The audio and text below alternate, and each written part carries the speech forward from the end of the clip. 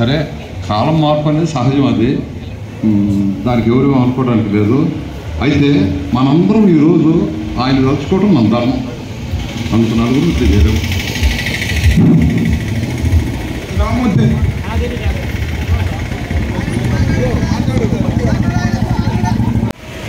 మాజీ గారికి,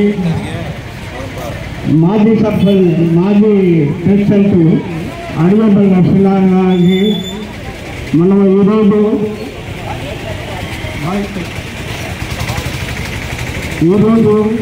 పటేలు రాజశేఖర రెడ్డి గారు మామయ్యకు పటేలు వర్ధంతి జరుపుకుంటున్నాము. బ్రహ్మయ్య గారు కూడా వేదిక మీద అలంకరిస్తున్నాం.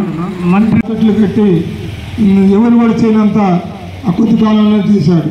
తర్వాత ఉచిత విద్యుత్ ఫస్ట్ సంతకం ముఖ్యమంత్రి అయిన తర్వాత ఫస్ట్ సంతకం అదే పెట్టడం జరిగింది. దాన్ని తొలగించడానికి ఎవరు చేత కాదు. ఇక రైతు మన ప్రాంతంలో వ్యవసాయం చేస్తున్నామంటే ఉచిత కరెంట్ ఉంటేనే చేయగలుగుతున్నాం. అదే డబ్బులు కట్టే కరెంట్ మొత్తం మూలేసి కూర్చోవలసింది గమ్ముగా. ఈ విధంగా మన జనంలో నిలిచిపోయే పనులు చేశారు. కాబట్టి ఎన్టీ రామారావు కానీ, రాజశేఖర రెడ్డి కానీ ప్రతి గ్రామంలో ఈ విధంగా బొమ్మలు పెట్టుకొని వాళ్ళని పుట్టినరోజు, చనిపోయిన రోజు చేసుకోవటం మనందరికీ తెలిసిన విషయమే ఇదంతా. కానీ వాడిని స్మరించుకుంటూ ఆ రోజు ఈ రోజు కూడా చేరి వచ్చిన దాన్ని వీళ్ళందరూ కూడా ధన్యవాదాలు తెలియజేస్తున్నాను. ఎందుకంటే అసలు ఆరోగ్యశ్రీ తర్వాత ఫ్రీ రిప్లేస్మెంట్ అసలు ఎందుకు ఏర్పడింది, ఆయనకి ఎందుకు వచ్చింది ఆలోచన అనే దానికి ఈ మధ్యకాలంలో ఆయన ఆనాటి ప్రిన్సిపల్ సెక్రటరీ వాళ్ళు టీవీలో ఇంటర్వ్యూలు చేయడం జరిగింది.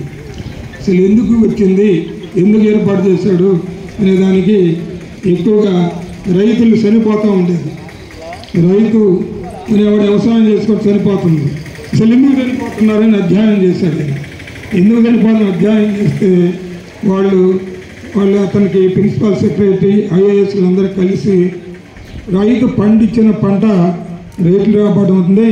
దానివైనా కాదు, వాడు ఏదైనా ఒక పెళ్లి చేసుకోవాలన్నా